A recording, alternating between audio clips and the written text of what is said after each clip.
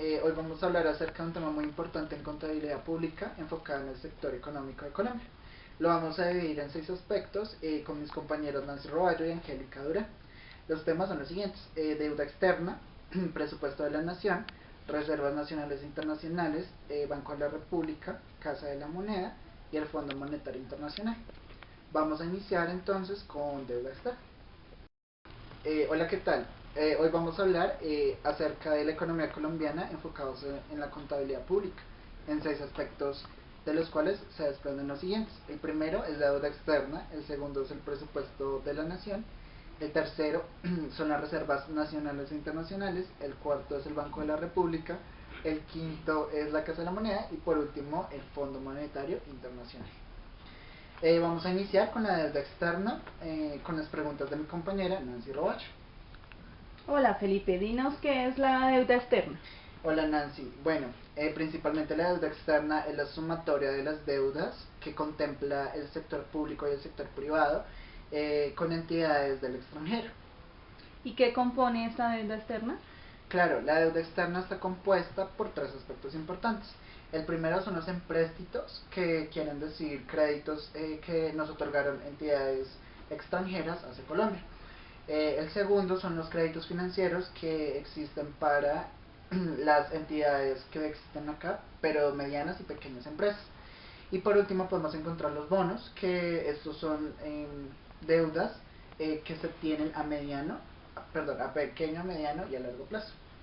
¿Con qué país tuvimos nuestro primer endeudamiento y qué surgió de esto para Colombia? Claro, bueno, esto empieza a partir de 1821 con un líder que se llamaba Luis Carlos Méndez. Surgió con un país que queda en Europa, en Inglaterra específicamente. ¿Y qué pasó? Él pidió un crédito a este país para que pudiéramos endeudarnos, pero en un armamento militar.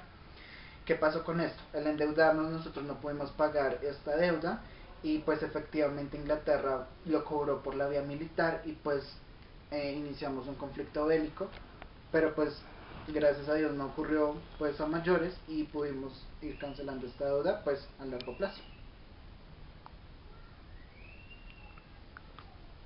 Bueno, aparte de esto, digamos que en el 2008 y en el 2009 fue el monto que más se tuvo elevado la deuda externa, el cual pues preocupó a los inversionistas. Para el 2013 el monto de la deuda adeudaba 90.000 $164 millones y en pesos colombianos esto vale a 184 billones 260, perdón, 836.200 millones de pesos, y este valor corresponde al 24% del Producto Interno Bruto. Podemos entrar un poco más allá del Producto Interno Bruto, pues como para recordar este concepto, que es el valor de producción que tiene un país tanto en los bienes como en los servicios en un periodo determinado. Recordemos que esto lo hacen los agentes económicos, los cuales son las empresas, las familias y el Estado. Pipe, ¿qué porcentaje de nuestro Producto Interno Bruto lo tenemos equivalente a nuestra deuda externa? El 24%. Buenas tardes, hoy vamos a seguir hablando del presupuesto de la nación. Como todos conocemos, el presupuesto de la nación es una herramienta gubernamental mediante la cual se buscan que los recursos que se tienen en la nación sean proporcionados de una manera equilibrada. Obviamente pues esto se da de un periodo anual, en este caso se llama el periodo fiscal, y pues podemos encontrar que el presupuesto se puede valorizar en 4 rubros. El primero es un recaudo tributario, el segundo es un plan de desarrollo, el tercero es un presupuesto de los gastos del funcionamiento y por último encontramos el presupuesto de la deuda. Para entrar más en detalle, el presupuesto siempre tiene un ciclo. El ciclo siempre se compone primero de una programación y una elaboración, la cual la hacen antes de julio, y obviamente es presentada al Congreso para que sea un proyecto de ley y pueda ser aprobado. Luego de esto viene su estudio como tal y si llega a ser aprobado viene una liquidación y por último viene la ejecución del mismo, pues durante el año fiscal pues que se tenga en cuenta. Podemos observar también que el presupuesto está constituido en un marco legal de la Constitución, de los artículos del 346 al 364, y podemos también ver el decreto ley 111 de 1996. ¿Qué podemos decir también? El presupuesto de la nación, como es tan grande, siempre reúne 6 principios. El primero es la anualidad, pues obviamente lo que hablaba antes, que el presupuesto debe ir de un periodo fiscal. Entendamos que el periodo fiscal va de enero 1 a diciembre 31. La planificación es otro principio, pues obviamente el presupuesto se basa en este principio porque hay que preparar una ejecutoría y hay que también preparar una gestión, pues para que el presupuesto sea viable. Otro que podemos encontrar es la universalidad. Aquí obviamente hay que tener en cuenta todos los rubros que tiene el presupuesto de la nación. Se tiene que contemplar los ingresos, los gastos, pues y no solamente digamos en este caso de Bogotá, sino de todas las regiones del país. También encontramos una programación integral que es la que mide que efectivamente todos los rubros del presupuesto sean contemplados de una manera equilibrada. Y por último encontramos la inembargabilidad, que consiste en que el Estado nunca puede ser embargado.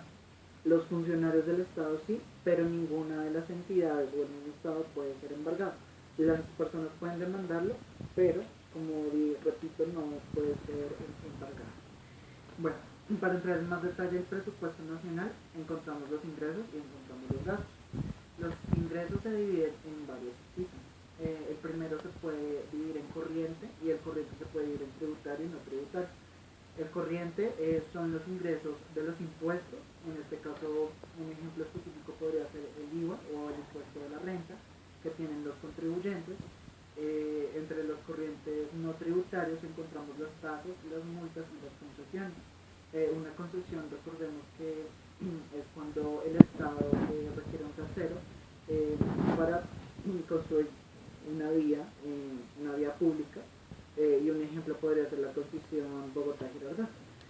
Encontramos también en los ingresos del Estado que hay donaciones, hay arrendamientos, hay intereses y hay regalías, que estos se generan mediante el capital.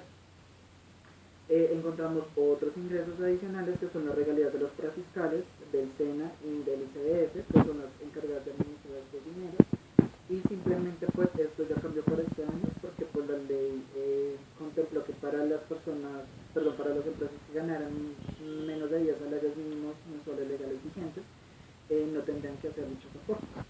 Y por último encontramos los fondos especiales, que son un claro ejemplo la Policía Nacional.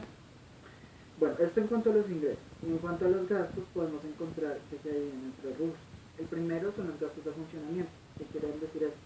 Para que el Estado funcione también debe gastar en su personal, en la nómina del personal. En este caso podría ser la nómina del Senado o la nómina de la Cámara de Representantes. Ellos también tienen unos gastos adicionales y esto está contemplado en el presupuesto de gastos. Otro tipo de gastos es el gastos de servicios de la deuda, que es la deuda interna y la deuda externa. Recordemos en la anterior intervención hablábamos que la deuda tiene amortizaciones y tiene intereses. En este caso pues también se contempla pues para poder sacar de alguna manera ese dinero y poderlo pagar para que la deuda pues no aumente. Y por último tenemos el gasto social. Bueno, otra parte interesante que encontramos para este año, el año 2014, el presupuesto de la nación asciende a 203 billones de pesos. La cifra más significativa aumentó para el sector agrícola y para el SENA, pero pues según lo que se lee, el rubro del SENA pues tiene en cuenta la cantidad más no la calidad. Entonces vemos que no siempre cuando hay muchas personas estudiando significan que efectivamente tengan una educación de calidad. Por otro lado, los rubros que más aumentaron para este año fue el armamento militar y la guerra, y venido de y pues de segundos vienen la educación, la salud, el sector agrícola, entre otros. concluir los temas tratados el día de hoy, vamos a hablar de las reservas internacionales. Las reservas internacionales son medios de pago de aceptación internacional.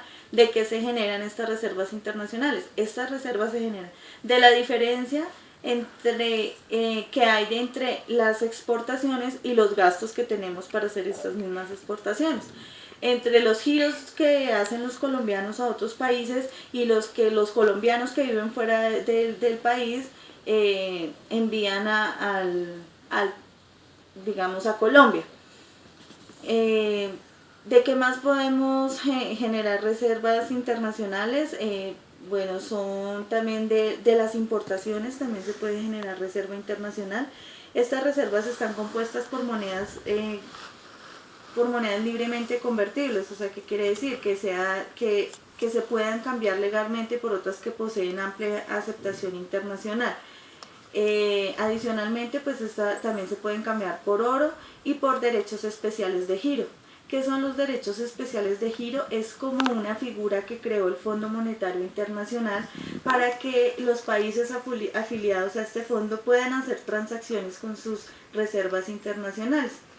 Estos derechos especiales de giro están están representados en una canasta de 4 monedas que son las más representativas del mercado internacional, que son el dólar de Estados Unidos, el euro, la libra esterlina y el yen japonés. Las reservas monetarias internacionales también nos sirven, en el país las utilizamos también como para regular la intervención en el mercado cambiario y defender la casa de cambio cuando esto sea necesario. Esto lo hacemos por medio del Banco de la República y podemos también evitar que el peso colombiano pierda o gane mucho valor en comparación con otras monedas extranjeras.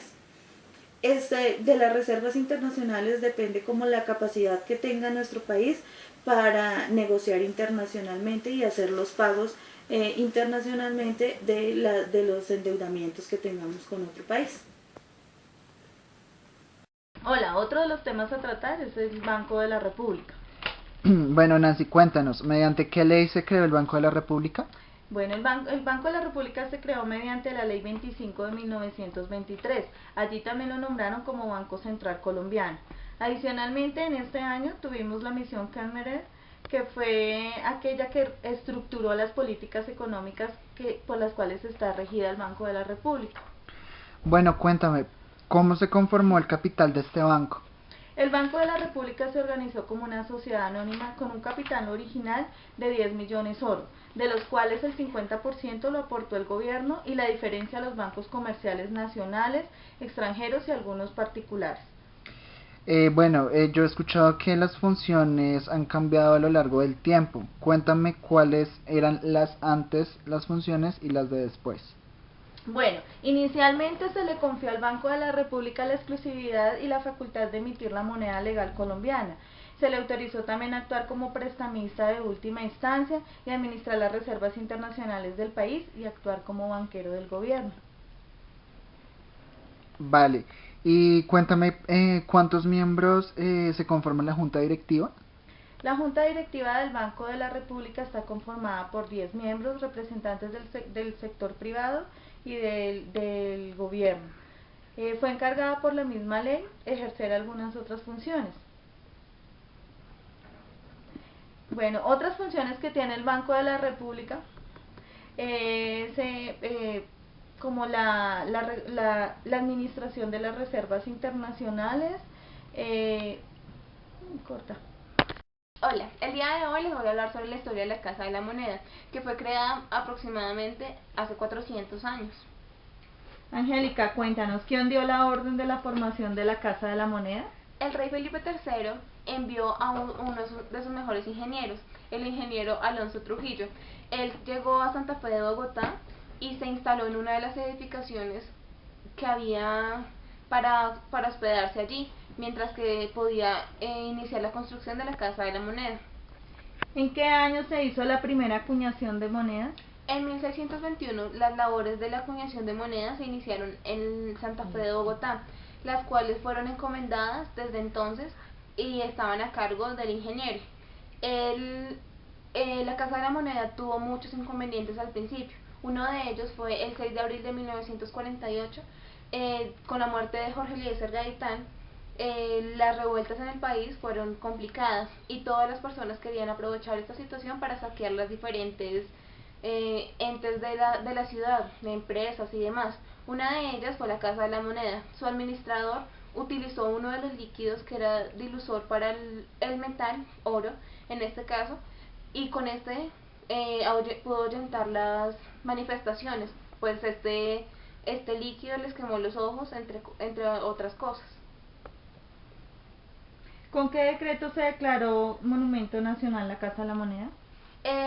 Con el decreto 1584 se declaró que era un monumento nacional y que todo el mundo lo tenía que respetar. Esto fue el 11 de agosto de 1975.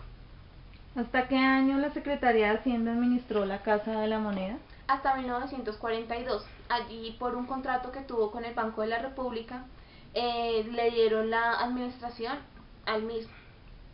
¿En qué año el Banco de la República compró la Casa de la Moneda? En 1993 el Banco de la República tomó el control total de la Casa de la Moneda. Allí tiene varias salas en las cuales exhibe monedas hasta de 1927, que fueron las más antiguas que encontraron en el río Magdalena. ¿En qué año se trasladó la acuñación de la Casa de la Moneda para la ciudad de Ibagué?